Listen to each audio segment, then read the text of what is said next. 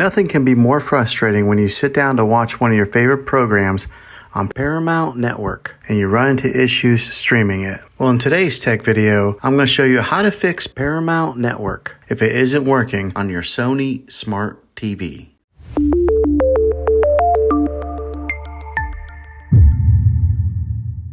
Let's see if we can fix your problems and get your network back up and running as quickly as possible. The first one, it's the easiest one to try, and that is to unplug your TV from the wall outlet and wait 60 seconds. Now don't be impatient here, wait the whole 60 seconds, then plug it back in. This is very different from turning your TV on and off with your remote control. This is what we call a hard reset of your TV, so make sure you do this method. If that doesn't work, then find your router that is giving you Wi-Fi and unplug the power to that for 60 seconds. Then plug it back in. If it fixes it, great. If not, let's go ahead and move on to the next method. Try deleting Paramount Network on your TV. Go to wherever the apps are located on your system and remove the app altogether. Then reinstall Paramount Network again. After you reinstall it, you might have to log back in with all of your credentials, but hopefully this will work. And if that doesn't work, then I recommend buying an affordable Roku stick, Fire Stick, or Apple TV 4K and plug that into your TV and use that as your main streaming player. And you'll be able to access Paramount Network that way. I'll put links in the description down below of where you can get one. Well, hopefully this video was helpful for you.